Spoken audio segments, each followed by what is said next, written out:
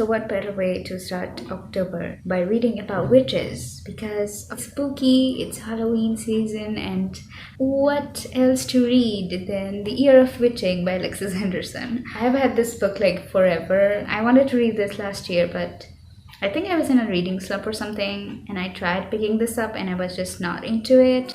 But this year I have finally decided that I would finish this book.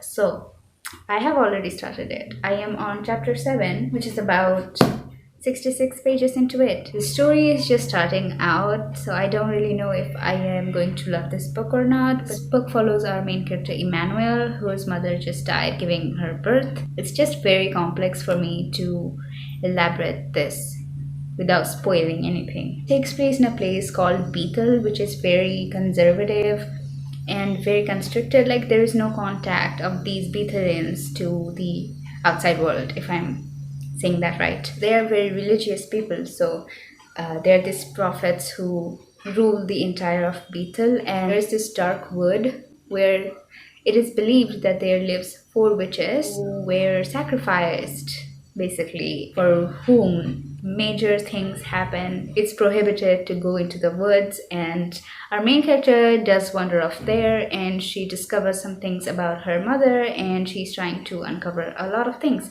I don't think I can spoil anything more for you, but for now, that's it. I love the vibes. It's just so spooky, and witches, and who doesn't like witches? You know, the dark vibes. It's just, I'm living for it. I don't really like the writing of this book, but maybe the story can impress me. Anyway, I'm just here for the witches and witchiness and all the spooky things.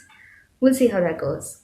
I'll update you guys once I am a little far ahead. I'm about halfway point through it. I'm loving this. I'm genuinely loving this. Like, this is so good. Every page that I'm turning it, I'm just loving it more. The book just got dark, mysterious, and adventurous, and very atmospheric. Like, within 50 pages of time. Like, okay, I said that I don't like the main character. I still don't love her. She is supposed to be that way, and she's different, and she always gives off the energy of, I'm not like other girls. Ethel is now having all these different curses going on, and there are like 4 curses, and it has already begun.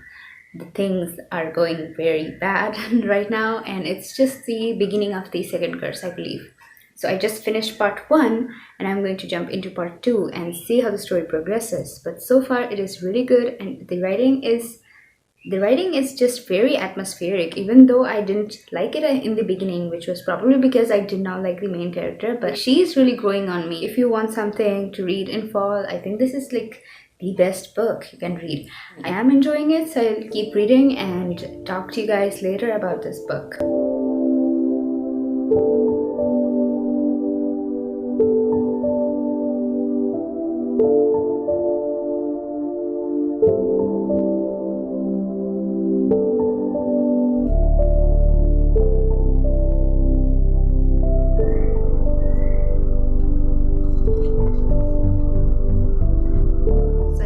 Finish reading Year of the Witching. This book is actually a horror fantasy kind of story, which falls in the category of YA literature, because our main character is like 17, and she is also going through the phase of figuring out things about herself.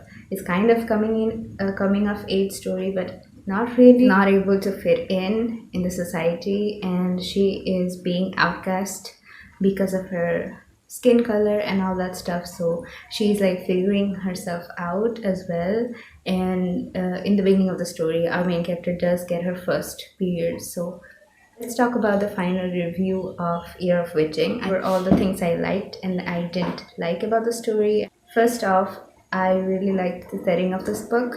I think it was kind of really eerie and very atmospheric, in the sense that you could, like, I felt like I was there, and everything that our main character was experiencing, all the atmosphere and the setting, I was experiencing it as well. So I rarely feel these kind of atmosphere, and specifically because it's a horror witchy stuff, I really wanted to see and explore all the environment and atmosphere and I really got that, so I'm really happy about that point. Next point will be there are some really great female characters, including our main character as well, and there are two like side characters who are like Emmanuel's grandmothers, who are also great female characters, and their character were very much significant to the story as well. So I really like that aspect as well. Even Emmanuel's mother, Miriam, she was like really different, and she was also kind of an outcast because she was like this rebellious girl, and this prophet had eye on her because he wanted to marry her, but she ran off and married some other farmer guy and had Emmanuel. She didn't marry him, but she was in love with him, so she just ran away with this farmer guy and had Emmanuel. And things didn't turn out quite good. So this book also gave great commentary on war and how the male patriarchy is defined in the society, like the small things, from the fact that these Bethelians were worshipping the god but not the mother god, like they were worshipping father but not a mother.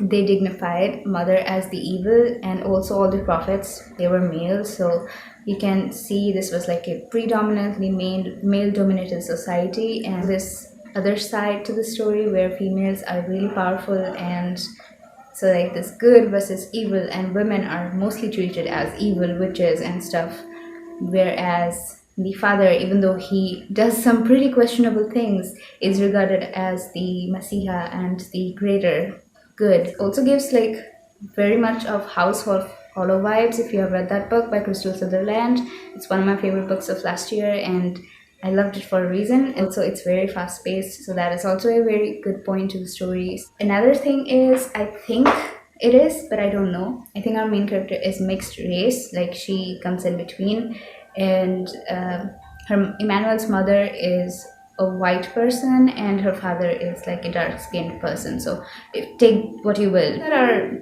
author is mixed race as well, so if you want to take that, take it. Saying all the good things, I also want to jump into some conclusive thoughts about this book, which I didn't like, things I didn't like about this book in general. First was the characters. I did not feel that connection with them. I did not feel like there was any kind of depth in the relationship between two characters, and I felt that was lacking. Like, I would have loved some character in depth, and when some character was dying, I barely felt anything because I did not spend enough time to love them that much. The prose is really lacking, as I said. The writing was not really definitive, and the prose henceforth is lacking. Other thing, it's kind of a nitpicky thing. It's not really a lacking point, but I think that a map would have been wonderful for the story. I generally really like maps in fantasy stories, especially if it's set in a very different world, and this was set in a very different world, so I would have loved like a map or something. It's really like a nitpicky thing, but it does not matter that much. I still enjoyed this book. I give it a 3.5 star. I wanted to give it a high rating, but I still gave it a higher rating than I thought I would. I thought it would end up being a 2-star book.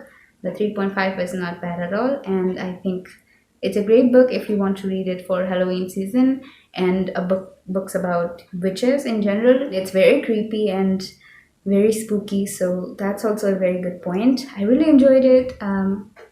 Yeah, highly recommend. If you enjoyed watching this video, don't forget. Anyway, thank you so much for watching. I'll see you guys in the next video.